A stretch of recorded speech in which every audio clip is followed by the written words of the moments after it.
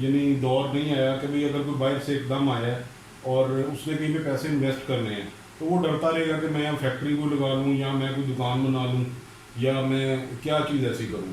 بالکل. تو وہ میرے خیال سے کہ پراپرٹی اس کے لیے ایک بیسٹ آپشن ہے کہ اگر وہ انویسٹ کر لے پراپرٹی کے اندر. ہماری جو ریئل اسٹیٹ کی مارکیٹ ہے نا وہ 75% 80% چلتی ہی اوورسیز کلائنٹس پہ ہے، کیونکہ وہ باہر سے مطلب وہ محنت کرتے ہیں، پیسے کماتے ہیں، پاکستان میں بھیجتے ہیں. ڈی ایچ اے میں موسٹلی انویسٹمنٹ اوورسیز کی ہے. بیرین میں لگا لیں، جتنی بھی ادر سوسائٹیز ہیں وہ ان لوگوں کی ہی زیادہ انویسٹمنٹ ہے.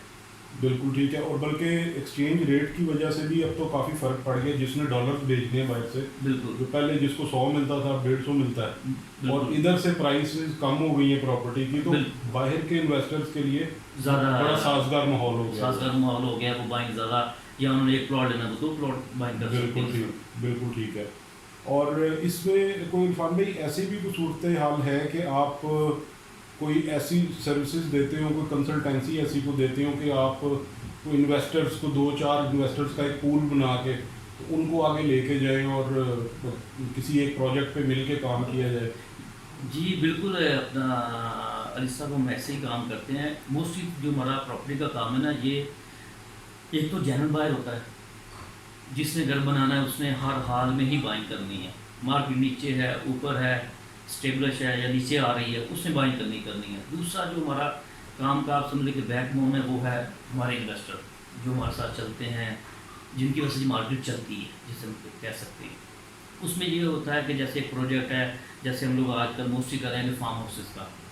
لینڈ آپ کی ہے، ہمارے پاس، آپ کے پاس اب کنسٹرکشن کرنے کے لیے اوپر فنڈ، لینڈ میں نے دے دی آپ کو اور باقی پھر آپ جانے، آپ کا ہمارا کام جانے. وہ ہم نے پھر 1 ملائیں 2 ملائیں، وہ پارٹنرشپ بیسس اس پہ ہم لوگ کر لیتے ہیں. بالکل. اس میں یہ ہوتا ہے کہ 3-4 لوگ مل کے ہم لوگ پروجیکٹ اٹھا لیتے ہیں. اس کو سیل بھی ہم لوگوں نے کرنا ہوتا ہے، وہ پھر ساری ہم لوگوں کی آ جاتی ہے. ٹھیک ہو گیا. اور اس میں پھر آپ کو یعنی پروفٹ شیئرنگ آپ لوگ پروفٹ شیئرنگ آ جاتی ہے اونر کے ساتھ. ٹھیک ہے.